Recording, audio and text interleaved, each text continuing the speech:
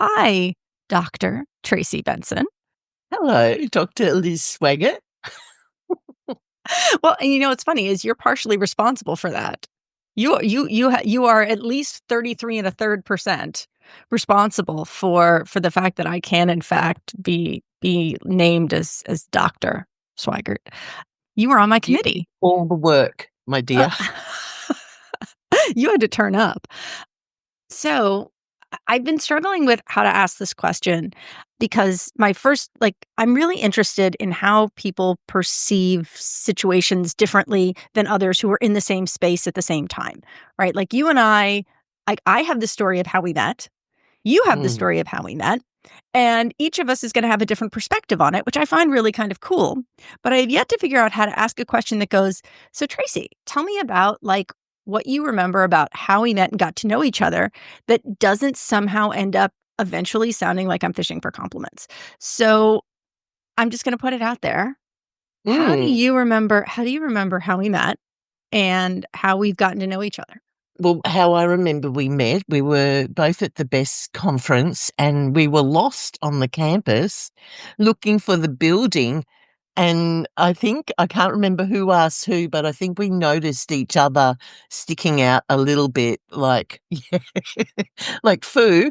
And and it was like once we worked out that we were going to the same place, I think we just walked down together and immediately started a real deep conversation, which has never really stopped whenever you and I get together. And I think that was my memory. And there was something about your shoes. Either your shoes were uncomfortable or they were really dressy. I don't remember what shoes they were, but there was something about your shoes that sticks in my mind, and I can't remember what. Wow, you are so good. My shoes were both dressy and uncomfortable.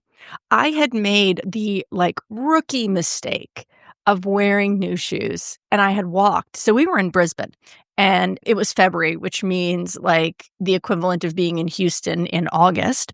It was 33 degrees that day. It was humid as all get out. And I had walked from my hotel. I was staying at the Stamford Plaza and I had walked through the botanical gardens to the Garden Point campus of QUT, which is where the conference was taking place. And I had gotten maybe 200 meters out of the hotel front door. And you know that feeling on your ankles where you're just like, oh Mm. no, I'm good. Oh no, blisters. I can already feel them. And it was like I was going to be late to the conference, like point of no return. And I was like, all right, girl, you're just going to pull it together, pull it in, just you're going to go. Like we are just going to muscle through this. And I remember I was sort of hobbling by the time I ran into you and yes, we were both lost and we were giving each other that look where it's like, are you lost? I can't tell. Are you lost? Oh, I think we are both lost. And then I think we both said at the same time, are you looking for the conference? And yes, and then as you said, we immediately just started talking because I don't think you were expecting to run into me there, not like me personally, but like my persona. And then it was like they'd given us a coupon for a free coffee. And it was Yes. like the directions to find the coffee were not particularly helpful. And so you and I just set off again. And it was like, all right, well, we're in this together and we'll give it a go. We'll see how it goes. And yes, and you got that keep cup that I I think you do, still and have. So it is in studio. and the cool part of the conference. So one, the conference is awesome. I think it's the best kept secret in certainly in conferences that relate to human decision making, behavior change, technology adoption. It's awesome. We can drop a link in the show notes. But what's so interesting to me is we have met up pretty much every year that the conference has continued. And even during the COVID years when we were on Zoom, you and I we did a study together. We presented it. So I yeah. love that. I love that, and then this year we actually hung out together and stayed together in Brisbane for the conference. That was awesome. Yeah, and there was something else that I did remember. It was just like immediately jumping into crazy big ideas, like passion ideas, and was used to at that time people throwing water on ideas. Maybe it comes from living in Canberra too long, but you were, like, completely enthused and, like, on it. And I was just like, "Oh, I feel like I'm not crazy here. I'm actually, this is not crazy talk. This is actually stuff that could happen," you know? So that was really affirming, I think, for me through our initial connection and continues to be, Liz. Yeah. Well, and then you did me the honor of serving on my dissertation committee and providing quite a bit of insight and fodder for me to be thinking about when it came to digital media and how representations of the news, representations of leaders showed up both in social media, traditional broadcast media, other venues, and how that ultimately informed my dissertation and really my doctoral work as a whole. So your fingerprints are there. You've done a lot of really cool things, and if I were to go to your LinkedIn profile, I would see things like tree create. You are so much more than just what appears there. What do you want people to know about you beyond what they see in your bio and in your profile? I struggle with this question. When I looked at it, I really struggled because I think that's been a challenge throughout my adult life is how to be integrated, not just in terms of what I do, but my values and what I put into the world. So I guess the thing that's behind all the, I guess, words is is a real desire for care, I mean, I'm really passionately driven by the need for us to wake up to what's going on with our planet.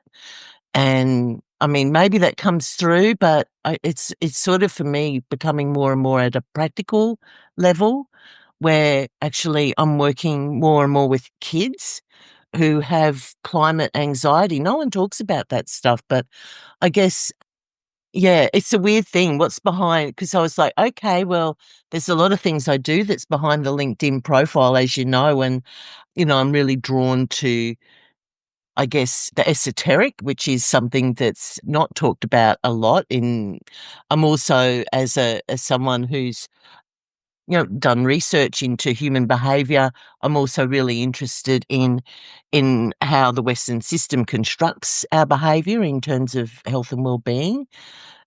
But at the end of the day, I'm just someone who likes to go down the beach and hang out and with friends, and I'm really at ground level a nature girl who just loves being near the beach and just, yeah, and just really hanging out with friends and just, feel very thankful that we live in such a beautiful planet, you know?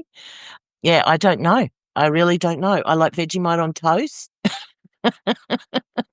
I like really strong coffee and lots of it. You know that for sure.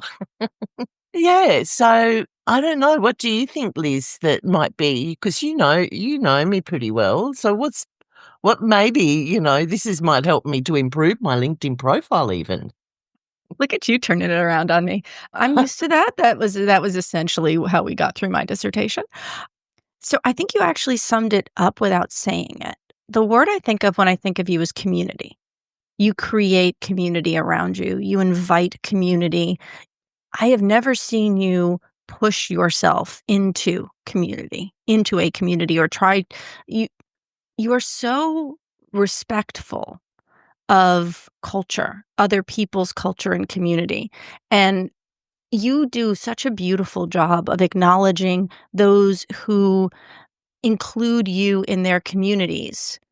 Because I know that there are many people that you work with in well, on Bribey Island where you are and through Tree Create and your work more broadly, who are Indigenous. And Mm, to to not force yourself into spaces that were not designed for you, that you do not automatically assume you have a right to other people's spaces or a place in their community.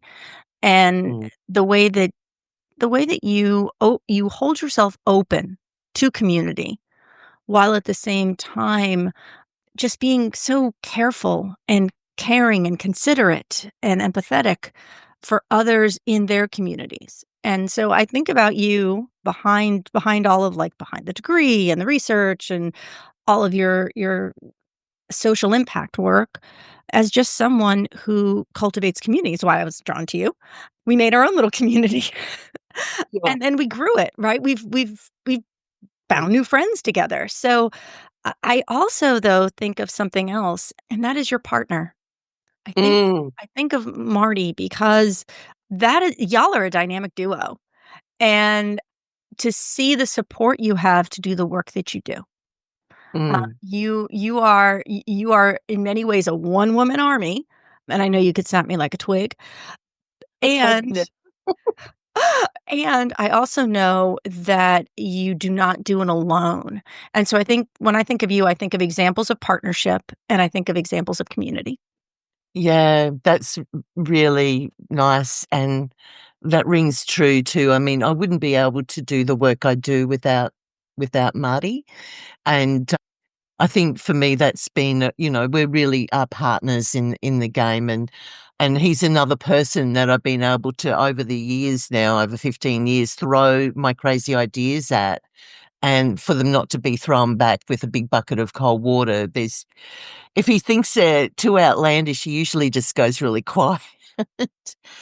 But, he does. He pitches in, and like you say about in Bribie, our work with the Pumicestone Indigenous Education Employment Councils, a great example of that is, we do stuff with them at a grassroots level on the Thursdays when we meet the skate park with the elders and the kids. He's there sweeping and packing up chairs, so it's a practical support as well as emotional support. Yeah, yeah, but I'll tell him that you gave him a big nod. Always give a shout out to Marty. And he knows well enough that when you and I just, start yapping to just sit down on the couch with a book. So speaking of books, speaking of other things, I know you read a lot. I know you take in so much art. What is something, maybe it's an idea, it's a book, it's something you've seen that's kind of influencing or shaping your thinking lately? Mm. I think there's a few books, but a book that I've just gone back to that's a few years old now is Tyson Yunkaporta's Sand Talk, and it's an amazing book. It's like how Indigenous knowledge can save the world.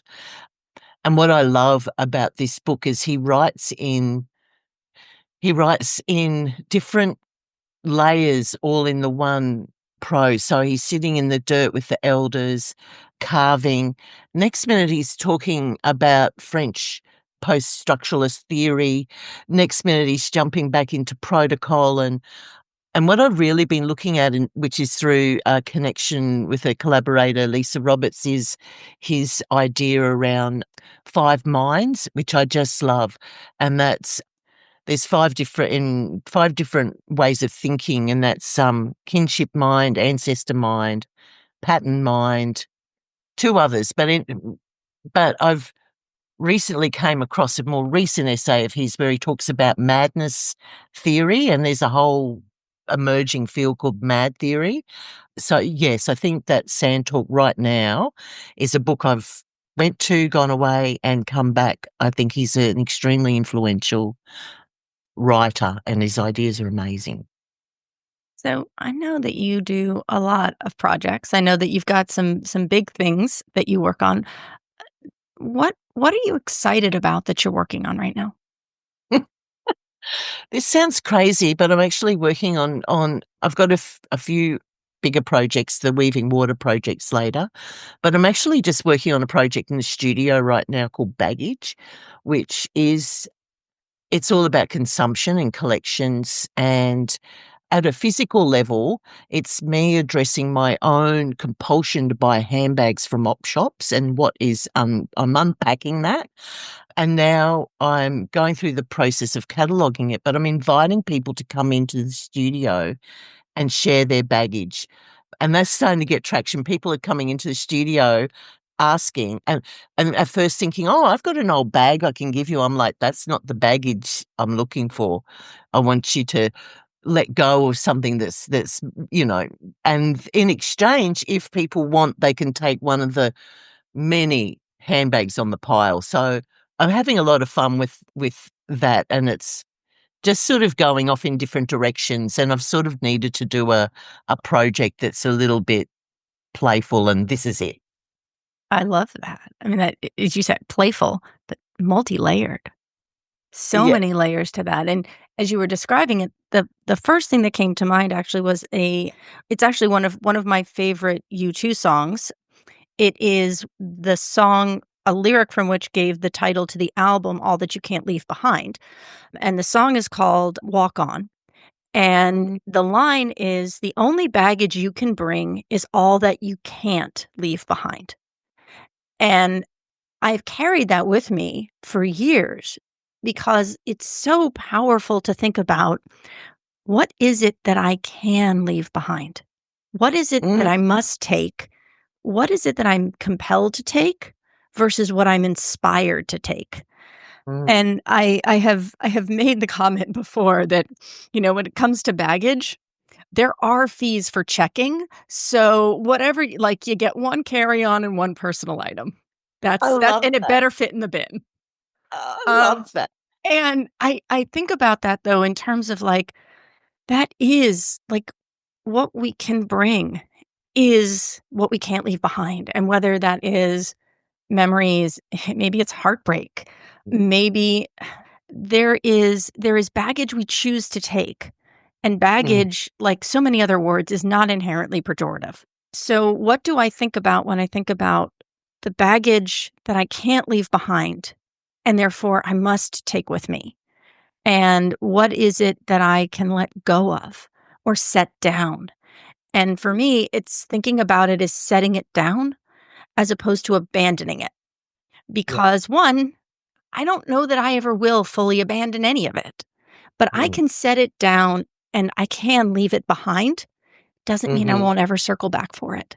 It doesn't mean it's not there anymore. Object permanence is a thing, but I am consciously making the choice as to what it is that I move forward with, just as much as mm. I'm making the choice about who it is that I am moving forward with.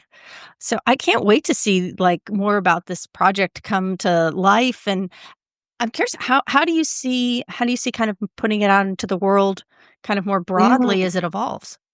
Yeah, at the moment on my Insta, I'm posting little pictures and that as it's being constructed. I'm going to have a book that I'm working on, and I'm also doing some automatic writing as part of the project. So that's a great way of releasing baggage. And I think a short movie will be part of it. But part of the invitation too is exploring personas, and I'm exploring my own personas, which have present themselves beautifully through my handbags. Like, I've got 3 different tartan handbags, like, with studs. Like, there's a punk persona there. This is in no way surprising. Yeah. This is in no way surprising. You are So on the brand. so there's a real opportunity to be really playful with fashion and identity as well. Yeah, so that's I'm not sure how that will pack itself, but Marty helped by putting up all sheets around the studio, so if people wanna do catwalks, they can they can catwalk up and down the studio. So we'll see what happens, but it'll also be an experimental, mockumentary, I think. Whatever people wanna share. I mean, Liz, if you've got a photo of a bag and a story, I'm happy to include. I'm also writing straight on the wall too, so it's sort of like I'm getting a lot of anger out about politics, which is good Mhm. Wha because mate, we've are got we an putting election. out an open call? Are we putting out an open call to anyone Yes, who's listening? These are gonna be, yes. like, the longest show notes with the most links. I mean, granted, it's not like I've got a large catalog here, but wow, girl, we're gonna have a lot. So are you putting out a call? Yeah, that would be awesome. I really would love that. So, yeah, if you look at Byte Time, BYTETIME at Insta, and I'll have something up on LinkedIn. But yeah, it's just a really it came out of the idea that we've got 3 more months left of this studio space. What are we gonna do with it? So it's making the most of the space and ideas, I guess. Because, for me, coming back to Bribey, which is coming back to family and childhood places, I've had to unpack a lot of baggage and set some down and go, "You know what? You're safe being not opened. I'm not gonna open you." And other baggage. So actually I need to work through this. So there you go. But yeah, that's what I'm working on right this minute. All right. So we're going to crowdsource some pictures of bags and stories. Like the theme that I've been noticing, just even in the conversations I've been having so far, is just I just hang out with and love people who love people, and you love people, and you have this gift. Like, you've made me feel very loved, Aw. and I I appreciate that so much about you. Like, every time we talk, and I mean, the time zones don't really work out too terribly well, and we are half a planet apart, but I feel held and loved.